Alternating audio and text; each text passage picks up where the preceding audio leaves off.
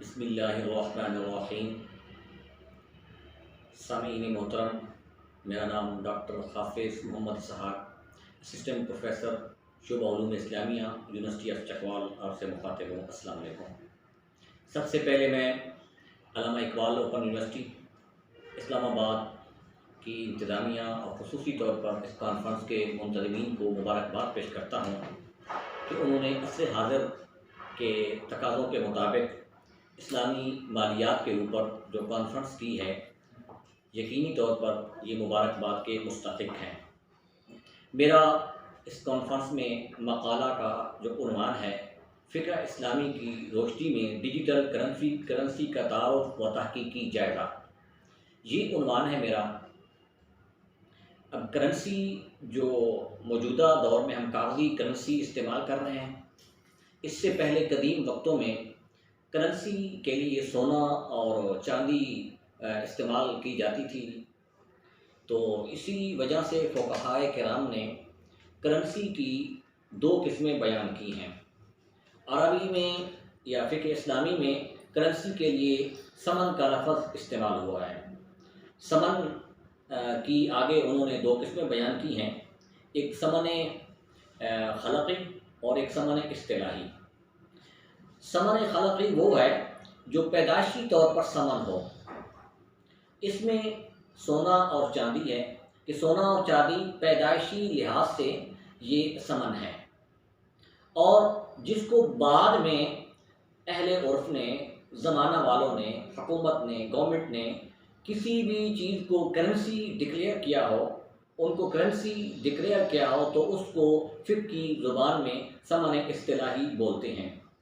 یہی وجہ ہے کہ ثمن اصطلاحی کی تعریف یہ کی گئی کہ وہ ثمن ہے جو در حقیقت متاع ہے، لیکن لوگوں کی اصطلاح نے اسے ثمن بنا دیا ہو،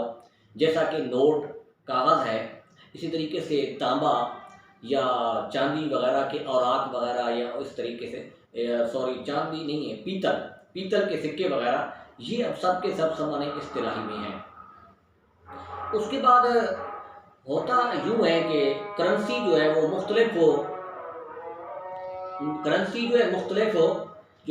اس میں زمانوں کے میں گردش کرتی رہتی ہے، اور کرنسی میں یہ ہوتا ہے کہ کرنسی میں جدت آتی جاتی ہے جی۔ سونے کے پہلے سکے بنائے گئے جی، چاندی کے سکے بنائے گئے جی، پھر اس سے آگے کیا ہوا کہ اس سونے کو ایک مرکزی بینک میں یا کہ مرکزی ادارہ میں سونا رکھا گیا، اس کے عوض جو ہے وہ کاغذ کے نوٹ یا رسید جاری کی گئی۔ پھر آہستہ آہستہ کیا ہوا کہ آج جو ہے وہ کرنسی ایک کاغذ کی صورت میں ہے، اور ہر ملک کا ایک بینک جو ہے اس کو جاری کرتا ہے۔ تو اس کرنسی کو اگر کاغذ کی کرنسی کو دیکھا جائے تو اس میں دو چیزیں، ایک تو یہ کہ گورنمنٹ اس کو لیگلائز کرتی ہے، دوسرا یہ ہوتا ہے کہ اہل عرف بھی اس کرنسی کو ہی استعمال کرتے ہیں، اس کاغذ کے ٹکڑے کو ہی ثمن کا نام دیتے ہیں۔ مثال کے طور پر ہمارے پاکستان میں جو یہ کاغذ ہے جی، یہ ثمن اصطلاحی کے ضمن میں آتا ہے جی۔ اب ہوتا یہ ہے کہ دنیا میں جو اس وقت سب سے جو اہم معاشیات کو بہت بڑا ڈر ہے جی، وہ یہ ہے کہ اس وقت آن لائن یا ڈیجیٹل جو کرنسی ہے وہ غالب آتی جا رہی ہے، جس میں ڈیجیٹل کرنسی میں بٹ کوئن ہے، کرپٹو ہے، باقی اس کے علاوہ اور بھی بہت سی اس کی اقسام ہیں جی، اور ایک محقق کے مطابق یہ 100 سے بھی زائد ہے جی۔ اس میں ایک قسم کے ہندسے یا فگر ہوتے ہیں، آن لائن جو ہے وہ ڈیجٹ کوڈ ہوتے ہیں، اور اس کو کرنسی کا نام دیتے ہیں جی۔ تو ڈیجیٹل کرنسی کے بارے میں بہت سے جو ماہرین معاشیات ہیں وہ اس وقت اس پر جو ہے وہ کہہ رہے ہیں جی کہ اس کے بہت سے نقصان بھی ہیں، فوائد بھی ہیں، کیونکہ ڈیجیٹل کرنسی کو سوائے برطانیہ کے کسی مرکزی بینک نے اس کو ایکسیپٹ نہیں کیا۔ تو اس میں ایک تو مین یہ ہوتا ہے کہ یہ کرنسی جو ہے وہ ایک قسم کی مبہم ہے جی، غیر محسوس ہے، نظر بھی نہیں آتی۔ دوسرا یہ ہے کہ سائبر کے جو اوپر سے حملے ہوتے ہیں انٹرنیٹ کے ذریعے سے جی، تو اس کرنسی کو چرایا جا سکتا ہے جی، اور پھر یہ کرنسی جو ہے ایک کمپنی جاری کرتی ہے، اس کے مقابلے میں دوسری کمپنی جاری کرتی ہے۔ تو اس لحاظ سے یہ جو ڈیجیٹل کرنسی ہے، اس ڈیجیٹل کرنسی میں بہت سے فوائد بھی ہیں، نقصانات بھی ہیں۔ فائدہ یہ ہے، مثال کے طور پر یہ کاغذ کا اس کے اخراجات کم ہیں جی، تو اس لحاظ سے اب فقہائے کرام کے سامنے دو چیزیں ہیں، ایک کیا اس کو ثمن اصطلاحی کہا جا سکتا ہے، پاکستان کی اگر صورتحال کو دیکھیں تو پاکستان میں اس کرنسی کو ابھی تک مرکزی بینک اسٹیٹ بینک نے اس کو ایکسیپٹ نہیں کیا، نہ اس کے بارے میں قانون، تو لہٰذا اس لحاظ سے تو یہ انلیگل ہوا کہ غیر قانونی ہوئی۔ دوسرا یہ ہے کہ کیا اس کرنسی کو جو ہے اہل عرف نے، اہل عادت نے بھی اس کو قبول کیا ہے نہیں کیا، تو ابھی تک وہ تعداد نہیں ہے۔ حالانکہ اس کے بارے میں بہت سے جو ہے وہ محققین یہ کہہ رہے ہیں کہ پیشن گوئی کر رہے ہیں کہ 2030 تک یہ جو ہے ڈیجیٹل کرنسی دنیا کی ایک کرنسی بن جائے گی۔ تو اس میں